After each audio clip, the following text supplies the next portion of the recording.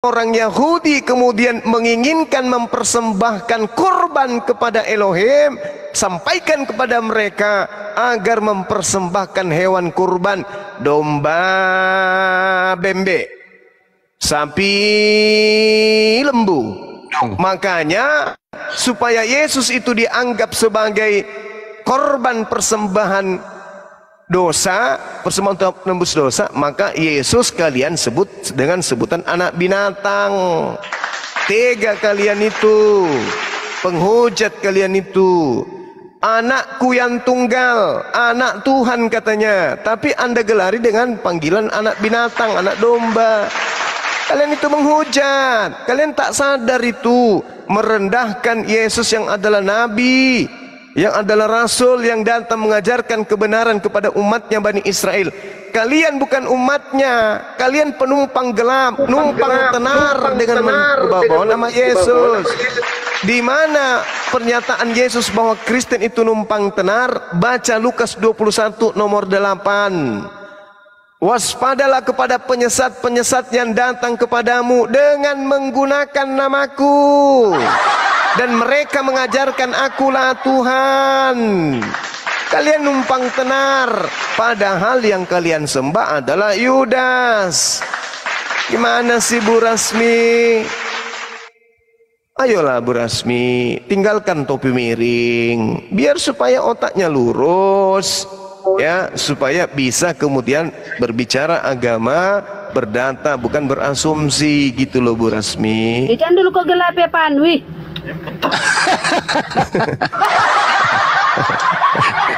Sendalnya Bu Rasmi jangan dipakai dong. Halo. Ya, gimana? Halo. Ini Bang, buka di Yohanes 10. Ya. Di situ Yesus 16. katakan. Ya. Yohanes 10 berapa? Yohanes 10. Yohanes 10. Ya. Biar lebih jelas tentang domba-domba ya Bang ya. Yohanes 10 ayat 11. Ya. Akulah gembala yang baik. Gembala yang baik memberikan nyawanya bagi domba-dombanya. Sedangkan seorang upahan yang bukan gembala dan yang bukan pemilik domba-domba itu sendiri, ketika melihat serigala datang meninggalkan domba-domba itu lalu lari, sehingga serigala itu menerkam dan mencerai-beraikan domba-domba itu. Jadi Bang, di sini saya jelaskan domba-domba itu maksudnya adalah pengikut-pengikut Kristus, dan gembala itu adalah Yesus. Jadi domba-domba itu adalah pengikut Kristus. Jadi dikatakan di sini kata Yesus, akulah gembala yang baik. Jadi Yesus ini adalah gembala yang baik dan menggembalakan domba-dombanya. Dan mengerti nggak Abang maksudnya? Menggembalakan pengikut-pengikutnya dan membawa pengikut-pengikutnya ini ke jalan yang benar gitu Bang maksudnya. Jadi pengikutnya diistilahkan dengan domba-domba, bukan Yesus yang dikatakan domba, tetapi pengikut-pengikutnya gitu. Oh salah. Domba. Jadi yang disebut dalam gembala. 1 Yohanes. Jadi yang disebut di dalam 1 Yohanes itu apa? 1 Yohanes 29. Kan Yesus yang disebut domba. Wahyu 5 nomor 6 juga Yesus yang disebut anak domba. Terus Ibu kalau mau jujur di dalam Yohanes 10 nomor 11 itu sebenarnya tidak ada kata nyawa di situ. Nyawa kalau dalam bahasa Yunaninya itu pneuma. Sedangkan bahasa yang muncul di sana itu adalah psuche atau biasa disebut dengan autos. Artinya Yesus itu sendiri memberikan dirinya sendiri, atau kemudian dikatakan Yesus jiwanya, menyerahkan dirinya, menyerahkan hidupnya, artinya mengabdi untuk domba-dombanya, bukan mati. Karena itu tidak berbicara mengenai pneuma. Akulah gembala yang baik memberikan dirinya, artinya mengabdikan dirinya, memperjuangkan dirinya, rela untuk pengikut-pengikutnya. Domba yang dimaksud di sini adalah Bani Israel, probaton, bukan Abu Dasara, bukan. Ya, bukan Quranion, bukan, tetapi probaton. Artinya ini hanya mencakup domba-domba dari Bani Israel saja. Akulah gembala yang baik. Gembala yang baik memberikan nyawanya, itu terjemahan yang agak keliru, Bu. Oke, pengabdian di situ, memberikan dirinya, memberikan pengabdiannya, memberikan kehidupannya, jasadnya, memberikan jiwanya, raganya dalam memperjuangkan domba-dombanya. Bukan memberikan nyawa. Itu ajaran apa itu? Memberikan nyawa untuk orang lain itu tidak boleh. Sehingga di dalam Yohanes 10 yang Ibu maksud itu, di situ diterangkan di data-data setelahnya, gembala yang baik, akulah gembala yang baik, dan aku mengenal domba-dombaku, dan domba-dombaku mengenal aku, sama seperti Bapa mengenal aku dan aku mengenal Bapa, dan aku memberikan diriku bagi domba-dombaku. Ada lagi padaku domba-domba lain yang bukan dari kandang ini. Domba-domba itu harus kutuntun juga, dan mereka akan mendengarkan suaraku, dan mereka akan menjadi satu kawanan dengan satu gembala. Bapa mengasihi aku oleh karena aku memberikan diriku, mengabdikan diriku untuk menerimanya kembali. Mengabdikan diri. Makanya di dalam pengakuan Yesus dalam Matius 19 nomor 29, barang siapa yang memberikan atau meninggalkan atau membuang hal-hal yang baik, tidak baik untuk supaya menuju mengabdi kepada Allah, maka dia akan memperoleh 100 kali lipat nantinya. Seperti itu, Bu, jelas itu. Jadi tak ada nabi yang mengajarkan dirinya untuk mati di atas tiang salib untuk menebus dosa. Coba kita lihat apa sebabnya penyaliban itu terjadi. Jangan Ibu menjadikan buku-buku yang muncul belakangan sebagai sebab. Tapi harus keadaan yang pada masa itu. Yesus ingin disalibkan karena apa? Karena unsur politik, unsur ekonomi. Bukan unsur dosa, bukan unsur kutuk, bukan unsur mendamaikan. Tidak ada, sama sekali nggak ada. Itu hanya muncul di internal gereja setelah kejadian penyaliban itu terjadi. Coba Ibu pelajari lagi deh. Gitu, Bu, resmi. Bang, ini aku kasih ayat Roma 11 ayat 11. Itu muncul tuh. Muncul yang tadi yang teriak-teriak mengusir setan, yang didukung oleh setan. Muncul dia. Bang, ini biar saya baca Roma 11 ayat 11. Iya. Ini tetapi oleh pelanggaran mereka ini maksudnya Israel ya, Bang ya. Tetapi oleh pelanggaran mereka, Roma 11 tidak kayak gitu, Ibu. Keselamatan telah sampai kepada bangsa-bangsa lain supaya membuat mereka cemburu, gitu ya.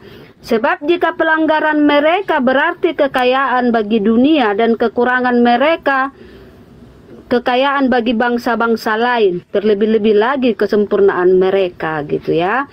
Jadi sudah sampai kepada bangsa-bangsa lain, Bang, karena pelanggaran Israel itu, gitu. Apalagi kalau sempurna mereka, lebih sampai lagi kepada bangsa-bangsa lain. Ini ayatnya ya, Bang. Jadi jangan Abang bilang dor saja dengarku, hanya untuk Bani Israel, hanya untuk Bani Israel. Salah, Ibu. Salah. Jangan lagi ya. Salah. Baca itu nomor 13-nya. kan? Salah. Baca nomor 13-nya dulu. Justru karena itu aku adalah rasul untuk bangsa bukan Yahudi. Aku menganggap hal itu kemuliaan pelayananku. Dia menganggap sendiri kemuliaannya sendiri, dan dia melantik dirinya sebagai rasul untuk bangsa-bangsa non-Yahudi. Makanya saya katakan Kristen ini adalah agama yang dibentuk oleh Paulus. Yesus mengaku aku diutus untuk Yahudi. Paulus mengaku aku diutus untuk bangsa non-Yahudi. Gitu. Jadi Anda jangan menabrakkan ajaran Yesus dan ajaran Paulus. Makanya saya katakan, berbicara mengenai penyaliban, maka ajaran Yesus yang harus menjadi acuannya. Apa acuannya? Matius 26 nomor 24. Aku manusia memang harus pergi sesuai dengan apa yang ada tertulis. Apa yang ada tertulis di dalam kitabnya orang Yahudi tentang Yesus, itulah yang berlaku. kepergiannya nih ya. Anak manusia memang akan pergi sesuai dengan apa yang ada tertulis. Jadi kepergian Yesus itu sesuai dengan apa yang sudah tertulis, bukan yang akan tertulis. Sedangkan yang akan tertulis itu diajarkan oleh Rasul untuk Kristen. Jadi karena dia menceritakan sesuatu yang sudah terjadi dan tidak ada yang menjadi tolak ukur evaluasi terhadap tulisannya, ya suka-suka dia. Dia mau nulis Pak Bom Bom membela diri, dia mau tulis Pak Bom Bom menari latar, dia mau tulis Pak Bom Bom renang dengan gaya kupu-kupu. Tak ada yang bisa kemudian mengkritisi Paulus. Suka-suka dia. Kenapa? Dia bukan murid Yesus, dia bukan pengikut Yesus, dia juga bukan orang yang hidup bersama Yesus, akrab sama Yesus. Tidak.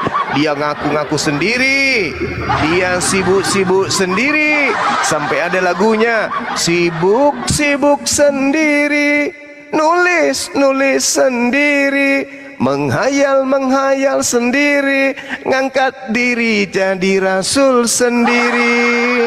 Suka-suka dia. Loh, Yesus nggak ada lagi. Bang, ini kan dikatakan Paulus kan. Apa? Aku berkata kepada kamu, hai bangsa-bangsa bukan Yahudi. Jadi kan memang Paulus ini diutus bukan untuk orang ya, Yahudi. Itu dia gitu masalahnya. ya, kan udah jelas, Bu. Berarti Kristen ini didirikan oleh Rasul yang diutus untuk non-Yahudi. Betul atau betul? Betul.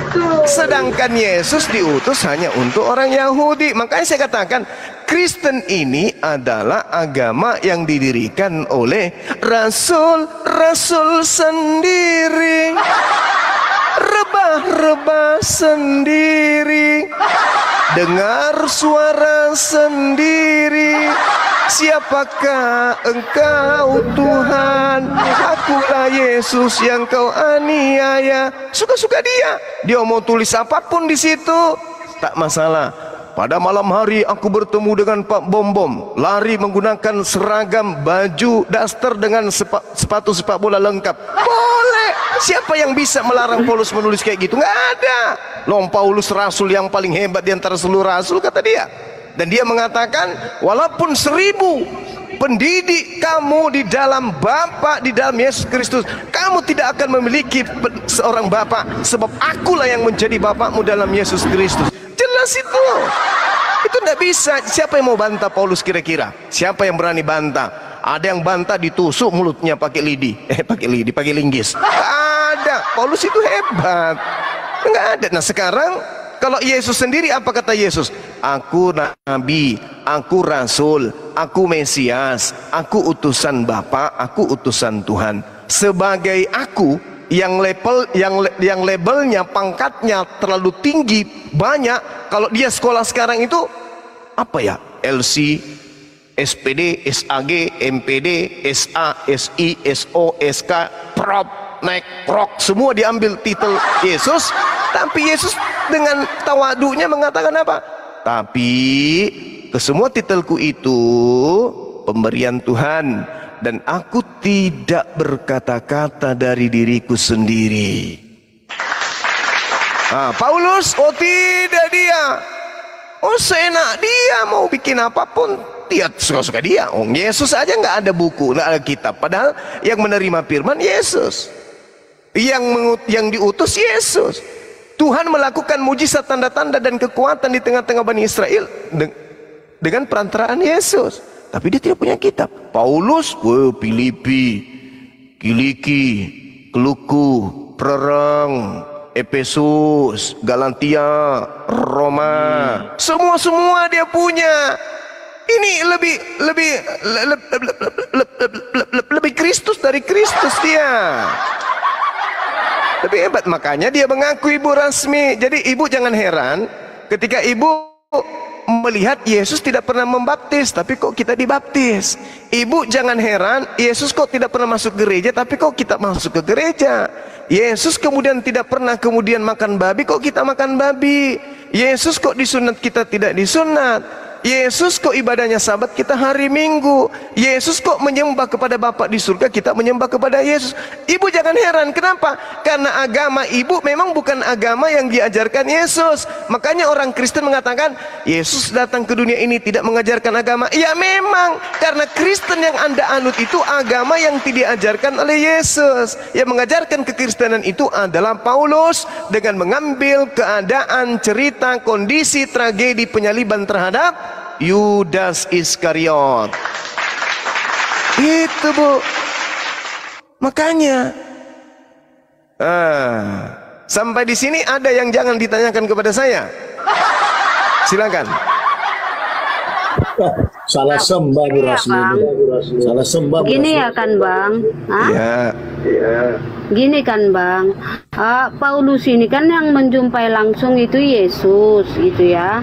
Jadi apa yang dikatakan Paulus adalah yang dikatakan Yesus gitu. Kan ada ayatnya seperti itu Bang. Oke, sekarang saya tanya nih sebagai saudara ke Ibu Rasmi yang saya kasihi, saya tanya, Yesus itu setelah pergi, kedatangan kedua kalinya nanti itu kapan? Itu nggak ada yang tahu Bang. Hanya saja Yesus sudah memberikan hanya saja Yesus sudah memberikan gambaran kepada Yohanes, makanya ada tertulis wahyu tentang Yesus bagaimana ini nanti tentang begini Bang, tentang bagaimana nanti hari kiamat itu sudah tertulis di wahyu. Cuman kapan itu terjadi itu tidak ada diberitahu gitu. Oke, sekarang menurut Bu Rasmi, Yesus datang ke dunia ini berapa kali? 2 kali. 2 kali. Pada saat dia lahir, sabar.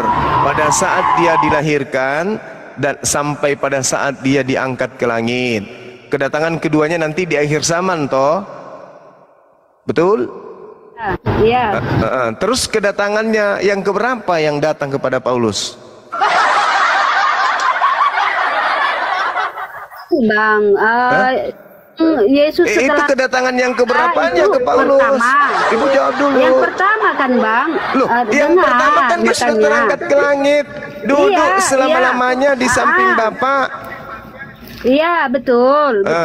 Tetapi waktu Yesus menjumpai Paulus, cahaya memancar dari langit. Cahaya memancar jangan dari sampai langit, senter, Bang. Jangan sampai Pak Bom pergi cari kepiting, cahaya senternya kena matanya Paulus.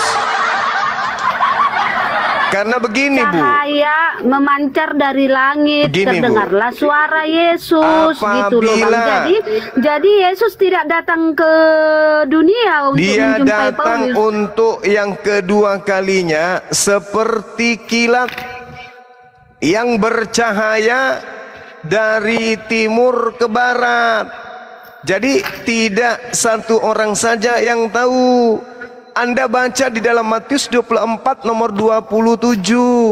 Sebab sama seperti kilat yang memancar dari sebelah timur dan melontar cahayanya sampai ke barat, demikian pula lah kelak kedatangan anak manusia tersebut, yaitu Yesus. Ya ini Paulus sendiri, dia aja yang ngarang-ngarang sendiri melihat cahaya. Jangan-jangan cahaya yang dilihat itu adalah iblis yang mengikutinya di dalam Kisah Para Rasul 16 yang tadi, yang mempromosikan dirinya menjadi rasul. Karena Yesus nanti datang kedua kalinya di akhir zaman. Dan kalau itu terjadi, maka ada cahaya dari timur sampai ke barat. Artinya seluruh manusia yang ada di atas muka bumi ini akan melihatnya. Bukan cuma Paulus dan teman-temannya saja. Ibu mengatakan Yesus datang ke dunia hanya kedua kali. Yesus sudah datang. Matius 24 ayat berapa tadi Bang Abang baca itu? 27. 27. Iya. 27 ayat berapa? Matius 24 nomor 27. Ya. Abang ini yang mananya? Nggak tahu juga, beda nomor saya 20. Punya Bible karena Bible saya warna ungu. Mana tahu salah nomornya.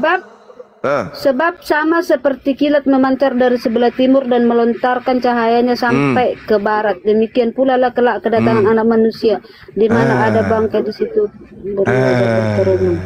Ini kan kedatangan kedua. Paulus cuman sendiri aja yang melihat cahaya. Dan itu pun kedatangan Yesus nanti kedua kalinya terjadi di akhir zaman. Makanya Yesus bukan Yesus sendirian Ibu. Paulus yang lihat, Bang. Tapi kan Teman-temannya juga melihat. Yesus berkata, tinggal sebentar lagi kamu melihat aku, dan kamu tidak akan lagi melihat aku. Itu kata Yesus. Yesus berkata, kamu tidak akan melihat aku lagi. Oke, dan lebih baik aku. Ini Bang tentang Yesus menjumpai Paulus kan ada ini kisah para rasul 9. Ya, tapi itu kan ada ininya, Bu. Ada nubuatan di dalam 2 Petrus 2. Pengajar-pengajar palsu akan memasukkan kemudian pengajaran-pengajaran palsu yang menyesatkan.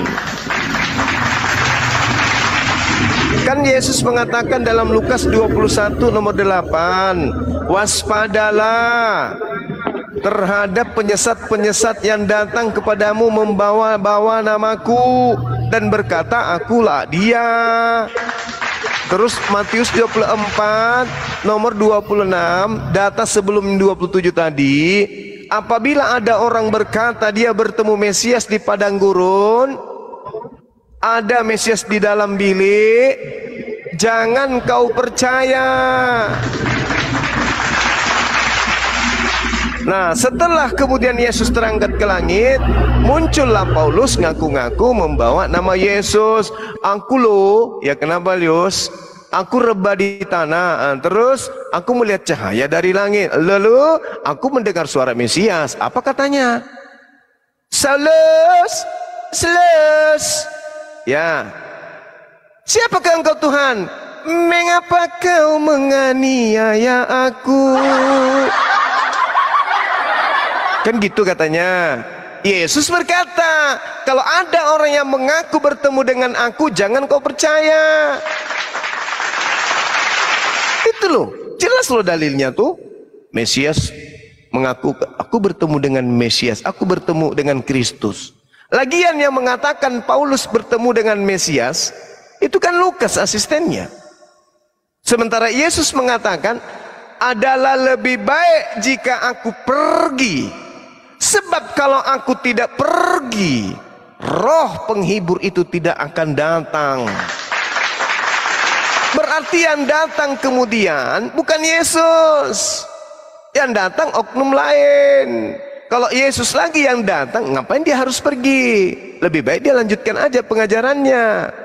Adalah lebih, Yohanes 16 tuh nomor 7 sampai nomor 15, adalah lebih baik jika aku pergi, sebab kalau aku tidak pergi, Roh Kudus, roh kebenaran itu tidak akan datang.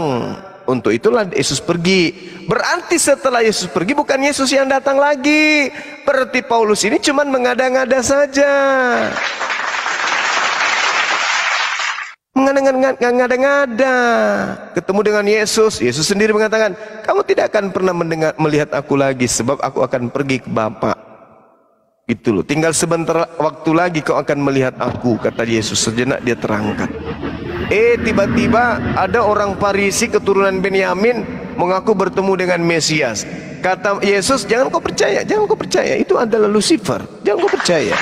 Nah, terbukti bahwa dia utusan Lucifer yang tadi di awal kisah para rasul 16 nomor 16, ada Lucifer merasuki kemudian seseorang yang teriak, inilah hamba Tuhan Maha Tinggi yang akan mengantarkan kalian kepada jalan keselamatan. Paulus bilang, banyak cerita, ku cabut juga gigi kau iblis. Tapi berhari-hari dia teriak, inilah Paulus, orang yang diutus oleh Elohim yang Maha Tinggi. Dia akan mengantarkan kalian, memberitakan kepada jalan keselamatan. Paulus lagi-lagi, berhenti. Nah, terganggu dia. Padahal harusnya kalau dia tidak satu kemudian frekuensi, harusnya saling mendukung. Kalau Paulus ini orang benar, pasti dia mengatakan, alhamdulillah wa syukurillah, si iblis sudah bertobat, kosonglah neraka. Tapi karena mereka satu kubu, satu frekuensi, satu habitat, kau jangan bilang-bilang kau mempromosikan aku, bah. Nanti orang-orang ini tidak percaya sama aku kalau aku dipromosikan sama iblis, kata Paulus. Udah kau diam aja, enyahlah kau. Nah, kayak gitu. Sama seperti Bunda Rahmat tadi. Pak Bom Bom terbang dari Papua, kepalanya aja yang menggelantung isi perutnya. Sada suruhku yang manena, kurus semanga, sambelo. Pilih ki itu Bunda Rahmat, pernah tena nu pilih Bunda Rahmat, tena doe, maju gondrong, mundur botak. Orang Makassar tidak akan pilih Bunda Rahmat, karena Bunda Rahmat diajarkan dan dipromosikan oleh setan. Kenapa dipromosikan oleh setan? Karena temannya sama-sama minum kapurung siang malam Bunda Rahmat dengan Pak Bom Bom. Tapi Bunda Rahmat tidak mau diketahui kalau dia bersahabat dengan itu tadi. Begitulah yang terjadi. Makanya Yesus mengatakan, jangan kau menyebut siapapun di atas muka bumi ini bapakmu. Tapi Paulus mengatakan, akulah yang menjadi bapakmu. Yesus berkata, jangan kau sebut Paulus bapak. Paulus mengatakan, akulah yang menjadi bapakmu. Jangan. Paulus bilang, sebut aku bapak. Yesus mengatakan, jangan sekali-kali kau menyebut bapak siapapun di atas muka bumi ini. Paulus mengatakan, hei, akulah yang menjadi bapakmu di dalam Yesus Kristus. Nah, yang mana ibu pilih tuh? Yesus atau Paulus?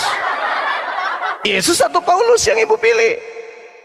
1 Korintus 4 nomor 15, wahai orang-orang Kristen, akulah yang menjadi bapakmu di dalam Yesus Kristus. Antara Matius 23 nomor 9, di situ kata bapak dalam bahasa Yunani adalah pater, bukan father, tapi pater. Ini bukan bahasa Inggris tapi bahasa Yunani.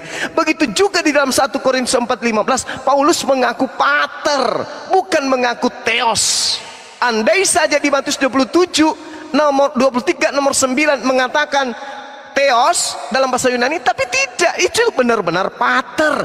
Jangan kau memanggil, jangan kau menyeru, jangan kau menyebut siapapun di atas muka bumi ini dengan panggilan pater, karena hanya ada satu patermu, yaitu dia yang ada di langit atau yang ada di surga. Paulus muncul kemudian beberapa puluh tahun kemudian, tredeng deng deng deng tredeng deng deng, berjalan dia, kutubak kutubak tukubak kutupak. Wahai orang-orang Yahudi yang hidup di tengah-tengah non-Yahudi, wahai orang Roma, aku adalah utusan untuk kalian. Aku ini adalah Bapa di dalam Yesus Kristus. Hahaha, hihihi, hohohoho. Ini yang ibu imani. Makanya ajaran ibu Rasmi dengan ajaran Yesus berbeda. Karena ibu menganggap dia sebagai Bapa. Makanya Yesus berpesan dan mengecam orang-orang yang melakukan kehendak di luar daripada kehendak Bapa. Enyahlah daripadaku, kalian semua adalah pembuat kejahatan. Itu adalah buah dari pengajaran nabi palsu. Pengajaran nabi palsunya mengajarkan dari buahnya bisa kamu lihat dia. Apa itu? Pengikut-pengikut nabi palsu menyebut Yesus Tuhan. Pengikut-pengikut nabi palsu bermujizat pakai nama Yesus. Pengikut-pengikut nabi palsu mengusir setan pakai nama Yesus. Pengikut-pengikut nabi palsu bernubuat pakai nama Yesus, sehingga Yesus datang menampar satu-satu, ketepak, ketepak, ketepak, ketepak. Enyahlah daripadaku, kalian semua adalah pembuat kejahatan. Jelas itu dalilnya. Jadi yang diusir adalah pengikut nabi palsu. Siapa pengikut nabi palsu?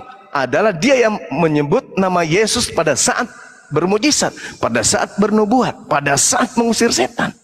Mana dalilnya? Matius 7 nomor 21 sampai 23. Gitu Bu, tolonglah disadari ya. Kita ini diberi akal oleh Tuhan kita untuk berpikir. Kitab ini bukan hanya ditulis sembarangan nih. Ada juga percampur tangan Allah di situ. Penulisan kitabnya orang Kristen, terlepas dia bukan firman Tuhan, di situ juga ada campur tangan Allah. Kenapa? Karena mereka sudah melakukan makar. Wa makaru wa makarallah wallahu khairul makirin. Dan itu diterangkan juga dalam Yeremia 23. Pelaku nabi palsu berasal dari Yerusalem. Dan ending dari data Yeremia 23 adalah kami akan membuatkan aib yang kekal dan kami akan permalukan mereka untuk selama-lamanya sebagai aib yang abadi. Itu dalilnya tuh. Masakan ibu nggak sadar sih menyembah orang yang mati terkutuk di atas tiang salib? Bang, itu abang bacakan tadi di mana itu penyesat itu datangnya dari Yerusalem kan? Iya kan bang? Iya betul. Iya betul ya, penyesat itu datang dari Yerusalem. Yerusalem tahu nggak abang siapa? Siapa? Hagar ibunya siapa itu bang? Ibunya orang abang. Iya kan? Hagar ya kan, itu dari Mesir, tante. Buka bang, Galatia kita buka Galatia ya bang. Galatia 4. Galatia berapa? Galatia. Gatal City ya? Masa sih?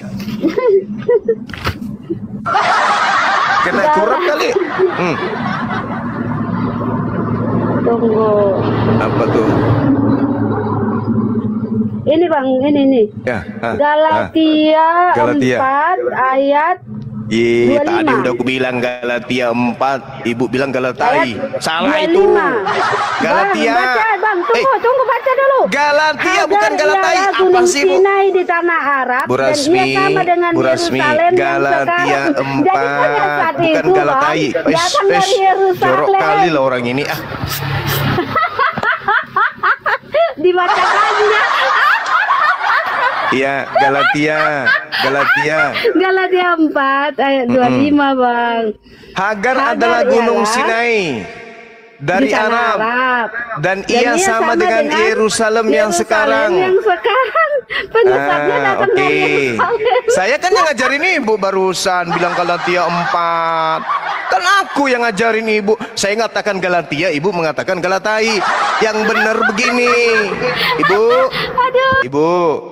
Kenapa kemudian Hagar dari gunung Sinai dari Arab itu disamakan dengan Yerusalem yang sekarang? Kenapa?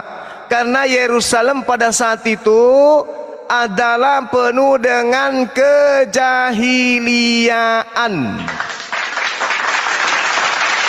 Yerusalem dulu pada masa Nabi itu adalah kota suci, kota di mana para nabi kemudian mengabdikan diri kepada Allah. Tapi ketika kemudian Nabi Ismail dan ibunya datang ke gunung Sinai Arab itu penuh dengan berhala. Arab itu penuh dengan orang jahil, orang-orang bahlul, orang-orang bodoh pada zaman itu. Maka Paulus mengatakan Gunung Sinai dan tanah Arab itu sama dengan keadaan Yerusalem saat sekarang. Artinya Yerusalem sudah penuh dengan kefasikan nabi. Teruskan dong Mahdi. Nabi palsu. Gitu, Bu. Oke, jadi Yerusalem itu penuh dengan kejahiliaan pada zaman itu. Sampai kemudian Paulus, pendiri agama Kristen, mana colokanku? Itu kemudian menyamakan dengan Arab yang pada masa itu penuh dengan orang-orang yang jahil. Begitu, Bu Rasmi. Sampai di sini jangan pernah lagi bertanya kepadaku. Silakan. Bang Suma, maju ke Gondrong. Ya, kita maju ke Gondrong, matin rono botak. Rasa ke Gondrong, difitnah ke Paulus Gondrong. Oke, Esonsip, selamat malam. Selamatkan malam. Assalamualaikum. Silakan. Waalaikumsalam warahmatullahi wabarakatuh. Bang, silakan. Ada yang mau disampaikan? Enggak ada, Bang. Ibu Rasmi bingung ini kayaknya. Saking terkesimanya apa yang disampaikan oleh Bang Zuma Gurundaku. Mau yang disampaikan Bang langsung. Bang Zuma. Enggak, kalau begini iya, Pak. Dilanjut Bang Zuma. Ya, Bu Rasmi ini. Ya.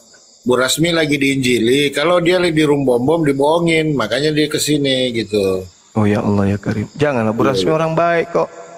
Iya, makanya di sini dia. Cuman tadi dia salah sebut Galatia tadi. Iya. Bener tuh. Iya bener tadi.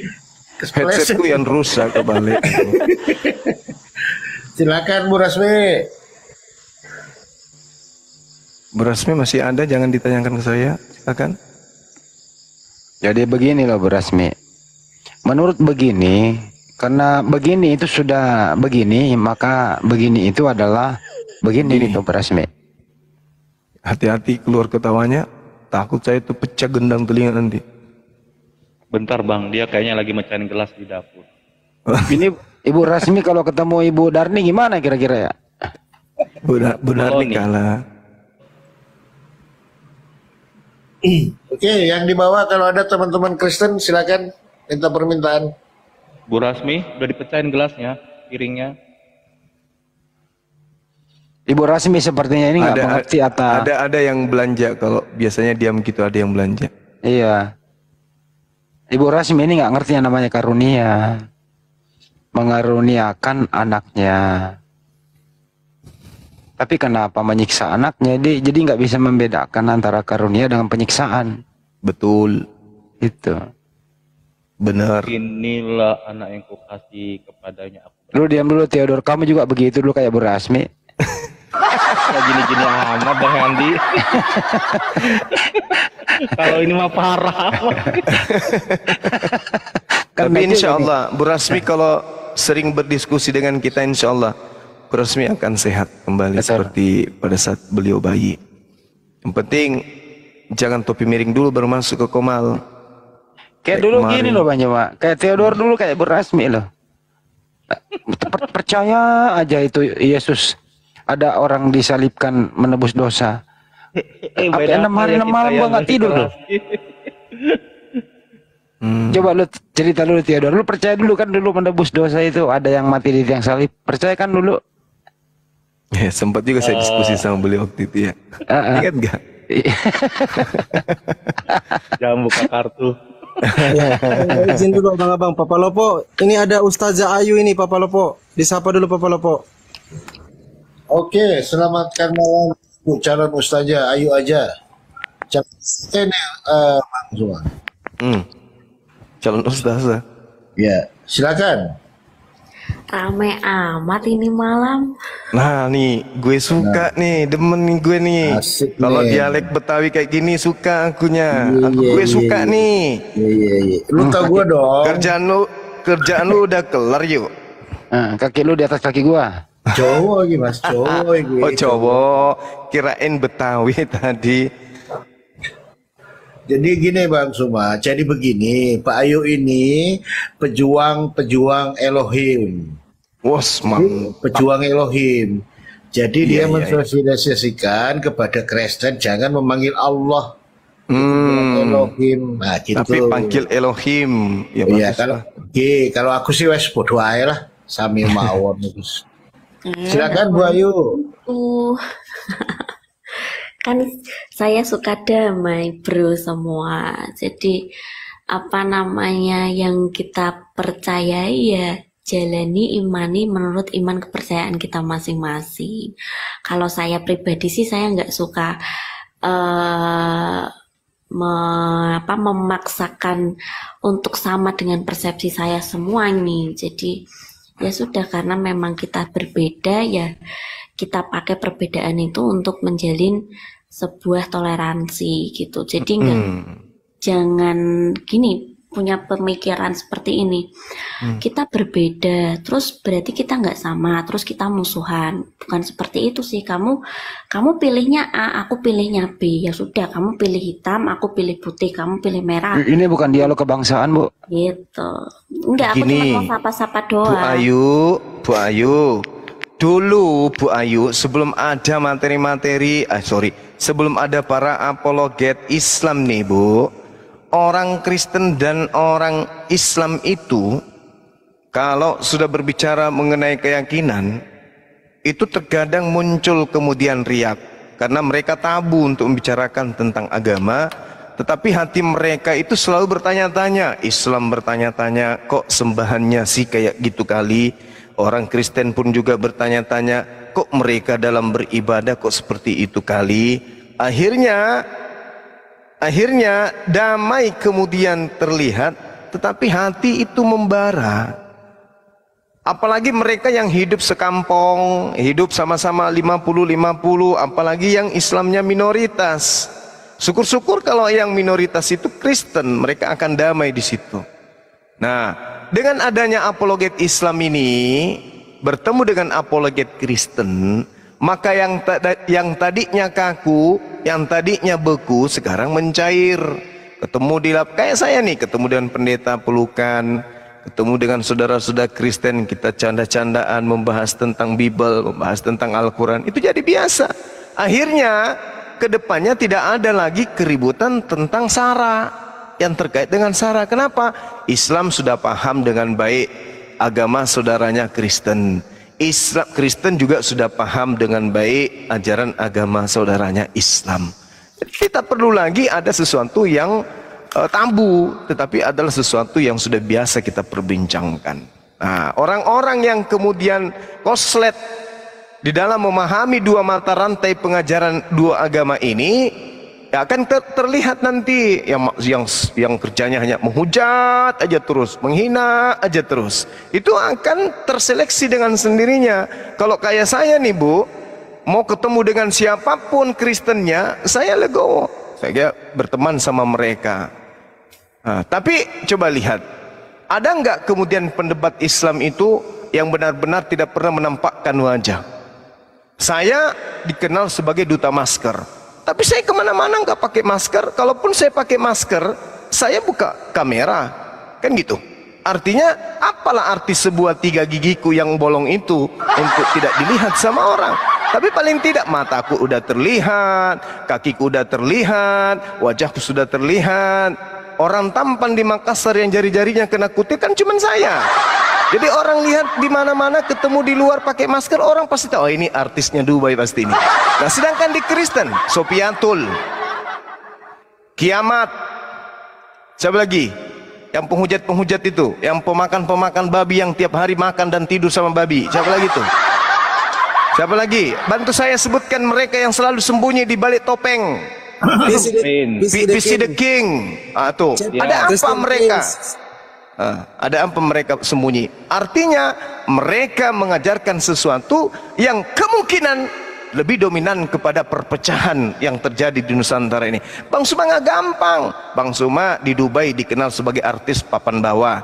Ya meskipun sebentar lagi akan papan atas. Ya, di mana-mana dikenal kok.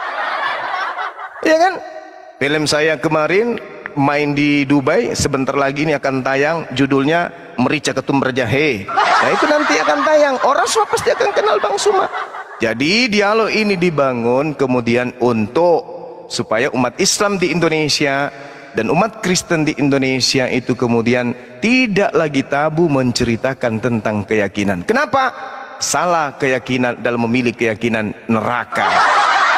Nah itu, jadi jangan kita bermanis-manis, jangan, kitabmu adalah kitabku, kitabku adalah, mari kita imani masing-masing. Habis itu kita tabuk genderang perang. Nah itu bahaya tuh Bu.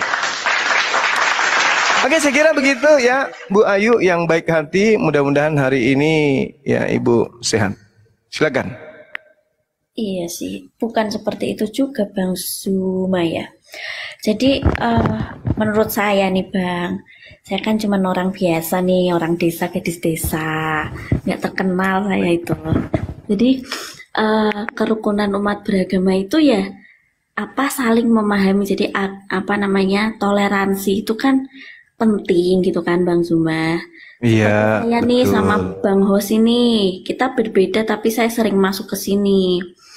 Cuman kita tetap di satu keyakinan masing-masing. Cuman bukan perbedaan itu yang memecah belah gitu loh. Tapi seringnya ketika saya punya TikTok, terus saya melihat, nggak cuma doang lah, semua orang yang pertama kali lihat Komal pasti ini apa sih, ini seminar apa bukan sih, kayak gitu. Jadi terkesan ramai sekali gitu loh. Tapi karena apa ya, karena mungkin saya memahami banyak orang Kristen yang masih memakai nama Tuhannya Bang Zuma di kitab suci mereka. Jadi mereka ini sebenarnya juga korban Bang Zuma. Jadi betul sekali, betul. Karena nggak paham, mungkin asal muasalnya jadi perpecahan itu karena ini. Kalau nama Tuhan Allah nggak disama-samain dengan Yesus, mungkin nggak akan ada perpecahan ya. Betul. Cuman kan kalau kita lihat di Indonesia gitu loh, saya pribadi Kristen, saya nggak pernah lihat berdebat atau diskusi lintas agama dengan Buddha ataupun Hindu, Konghucu. Kenapa itu tidak terjadi? Karena memang mereka tidak pakai nama Tuhan saya di kitab suci mereka. Begitu benar sekali. Di kitab suci mereka. Iya. Jadi menurut saya itu asal muasal terjadi perpecahan yaitu, tapi kalau Bang Zuma ini mengedukasi baik umat Islam ataupun umat Kristen untuk umat Muslim untuk mengambil nama Tuhan yang ada di Bible. Untuk orang Kristen berusaha mengembalikan nama Tuhan yang bukan punyanya. Jadi kita aman, damai, sejahtera, toleransi. Betul Bang Zuma? Betul sekali Ibu. Nah, jadi saya cuma kenalan aja nih sama Bang Zuma karena saya mau lanjut masak lagi. Terima kasih ya Bang Zuma. Makasih Mbak Ayu. Salam kenal aja. Salam kenal. Oke. Masya Allah. Bang Zuma pernah tahu ini nggak Pendeta Yakub Sulistyo? Tahu. Ya, iya saya tahu. Yang rambutnya putih kan? Iya, rambutnya putih. Betul. Iya, saya cuma itu Pak. temannya Bang Handi tuh. Oke. Ya, jadi kita emang udah edukasi itu sejak tahun 2000-an. Jadi memang ini belum kembali. Jadi ini haknya Bang Zuma untuk memperjuangkan itu. Ya saya dukung sih 100%. Jadi apa yang dilakukan Bro Fandi juga akhir-akhir ini juga seperti lebih gencar lagi untuk orang Kristen yang nggak mau ngembaliin kata Allah ini. Sebenarnya ini krusial, ini fatal. Iya benar Bu. Dari sinilah asal usulnya gitu loh. Tapi karena hal ini jadi ruwet semuanya, ruwet pemahaman, ruwet pola pikir, ruwet hati, ruwet motivasi. Setuju. Pinter nih Bu Ayu nih. Nah jadi saya juga bersyukur sih ada apologet Islam yang mengerti gitu loh akan kesalahan fatal yang terjadi di kekristenan Indonesia. Dan ini juga bisa jadi suatu gerakan. Bu Ayu, menurut Ibu Ayu biangnya siapa Bu Ayu? Biangnya keruwetan itu. Biangnya siapa? Mas, pinter dia Bu Ayu. Iya, kita udah pernah itu Pak. Jadi penggugatnya itu bukan Pendeta Yakub, sebenarnya ada satu pendeta, saya lupa namanya. Aduh, pendeta siapa? Pokoknya beliau yang menggugat. Bom, bukan. Bukan. Kan 10 tahun yang lalu Bu, Pendeta Yakub Sulistyo menggugat itu. Kalau nggak salah 2008 Pak, itu saya masih SMP kelas 3 kalau nggak salah 2007 atau 2008 itu. Pendeta Yakub bukan penggugatnya Pak, tapi saksi ahli. Oh iya. Oh gitu. Iya. Berarti lebih duluan Pak Bom karena Pak Bom itu dia menggugat tahun 1300-an sudah mulai dia. Sebelum Belanda masuk ya.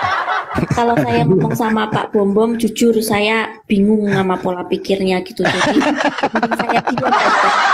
Jangankan Ibu Ayu loh, jangankan Bu Ayu, Yesus saja bingung sama Pak Bom itu loh. Apalagi Bu. Bu ini loh kita edukasi dikit Bu. Kalau menurut Ibu kalau terjemahan Yohanes 1 itu yang benarnya seperti apa Bu? Gimana Pak? Saya lagi nggak pegang. Itu loh Ibu pada ini lagi mulanya. masak. Tapi jam segini masak apa ya? Masak air. Itu mah pantun masak air. Baru pulang kan hari Minggu full Pak biasa. Oh iya betul. Iya jadi persiapan buat besok. Gitu. Itulah Bu Ayu. Jadi kalau ya. Theos itu diterjemahin ke Yohanes 1 itu Tuhan ya, bukan Allah ya. Iya, Elohim. Oke. Jadi nggak ada kata Allah di kitab suci saya karena saya menggunakan ya seperti layaknya Bang Zuma